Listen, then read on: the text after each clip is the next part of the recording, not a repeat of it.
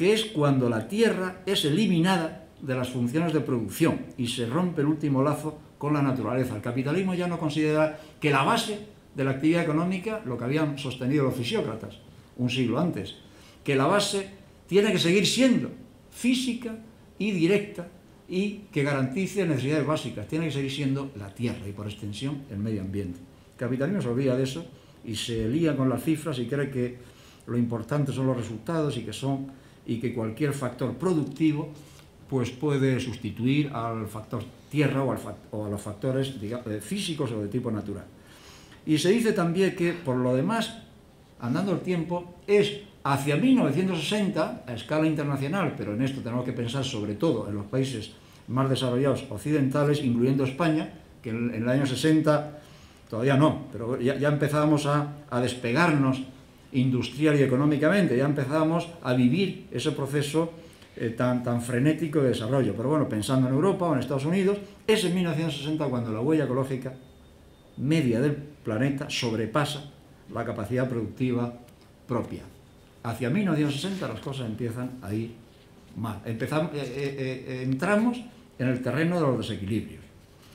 Bueno, la base de la economía actual es el crecimiento continuo. El capitalismo no existiría, no puede existir si no es creciendo. Creciendo, creciendo y creciendo. No entiende otra alternativa ni otra posibilidad. Creciendo, reproduciéndose, decían los teóricos marxistas clásicos. Y en esas estamos. Yo y andando el tiempo, ahora mismo, con esta crisis, que es un momento de reflexión, nos encontramos con 5 resultados que yo tengo aquí elaborados como resultado de varias oportunidades como esta que tengo hoy aquí, de reflexión y de resumir de qué manera cómo son los argumentos o cómo basamos nuestra argumentación y nuestra plataforma crítica, teniendo en cuenta que esa historia del crecimiento y ese frenesí de los últimos decenios pues nos ha llevado a resultados globalmente negativos. Primero, hemos ido perdiendo poder adquisitivo. Cada día somos más pobres todos. Si en 1995 la media, esta no sé si es un estudio europeo o es norteamericano, bueno, pero en todo caso se refiere a un medio homogéneo, socioeconómico, y las cifras no valen. Si en 1995 los ingresos medios eran de 24.000 euros, en el 2002, en valores constantes, en el 2002 eran de 19.800 y en el 2006 de 19.680. Perdemos poder adquisitivo, somos cada día más pobres. En segundo lugar, es decir, que no es que estemos mejorando, que no es verdad. En segundo lugar, se ha producido la pérdida relativa de las rentas del trabajo. Es decir, que globalmente y a escala de cualquier país, las rentas del trabajo, del que tiene sueldo, suponen cada vez menos en el conjunto de los ingresos en relación con la renta del capital, con capitalistas y con empresas, con inversores y con accionistas. Y eso ha ido evolucionando a toda leche. En el caso norteamericano lo tengo por ahí, y ahora no sé dónde, ahora cuando dé con él, os diré cómo ha ido evolucionando. Y esto es un resultado típico de los años 80 sobre todo. Pertenece a esa etapa última de cambios profundos del capitalismo. La parte del capital, para entendernos, los que no trabajan, o los que no son asalariados, ingresan cada vez más. Y los que son asalariados, la gran masa de la gente, cada vez menos. Y por cierto que en medio la clase media tiende a desaparecer, porque el capitalismo y la evolución de los últimos 40, 50 años y lo que se entiende por posmodernidad asiste a eso, a la desaparición de la clase media y al agravamiento de los extremos.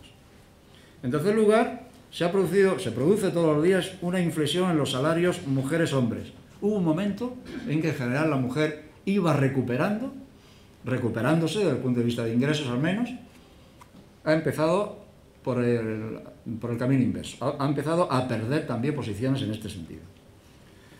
El cuarto punto es que tenemos cada vez mayores jornadas laborales.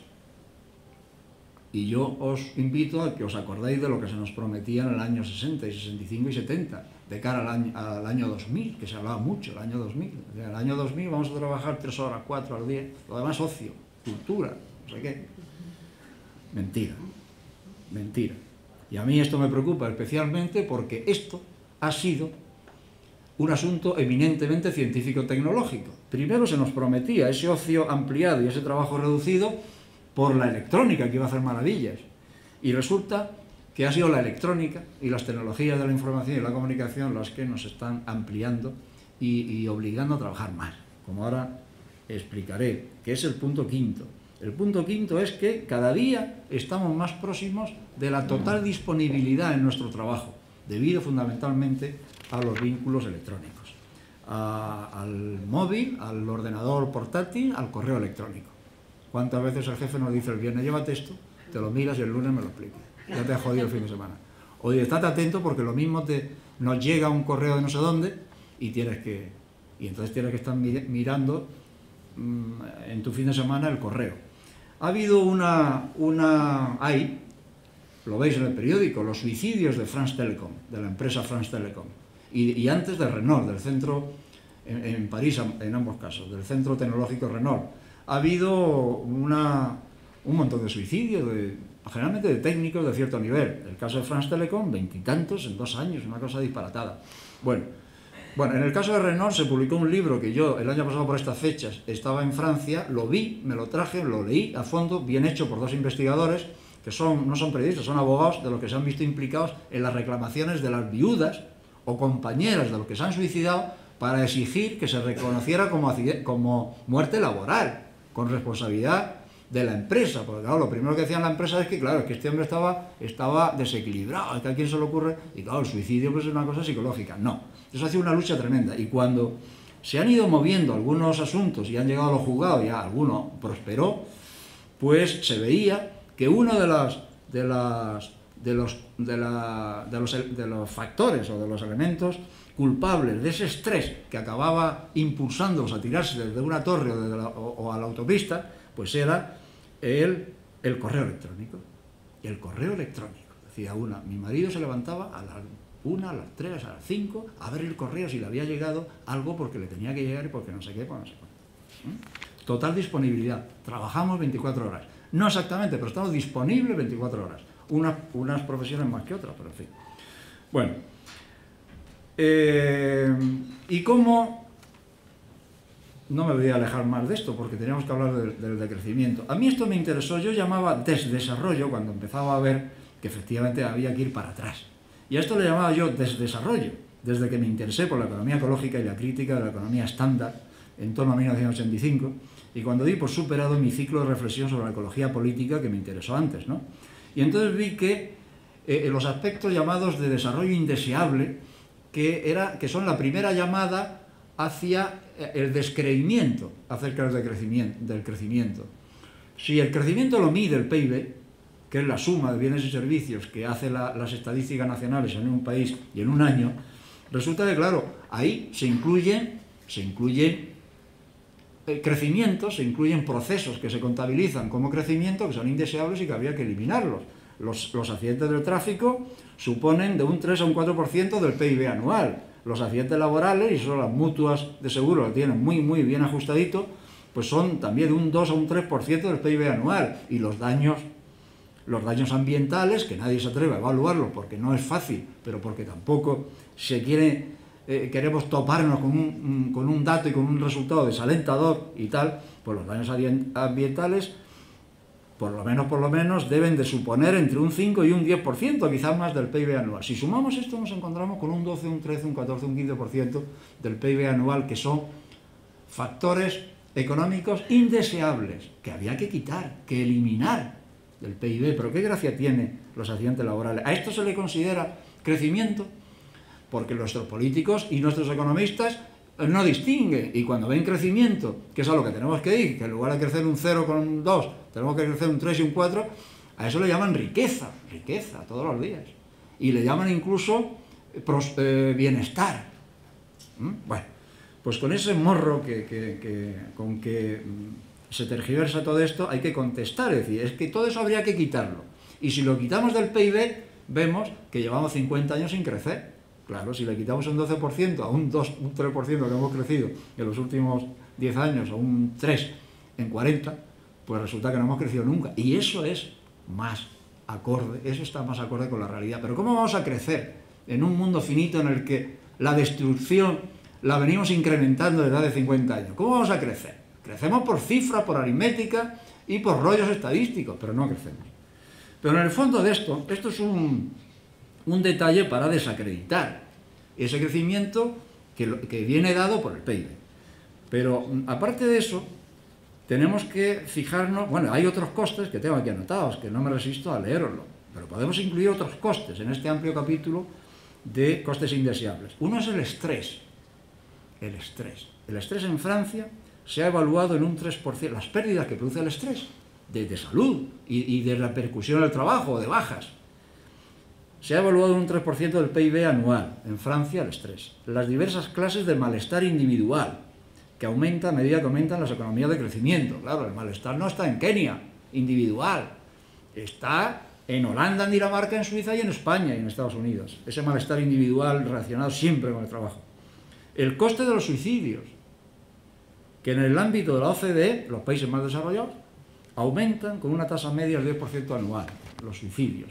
Así que cuando hablamos de crecimiento, que es siempre con carácter rotundo, a veces exaltado y otros de forma desesperada por su insuficiencia, porque no crecemos suficiente, o por la crisis de demanda que hay que consumir más, pues estamos expresándonos como unos necios, decía yo aquí.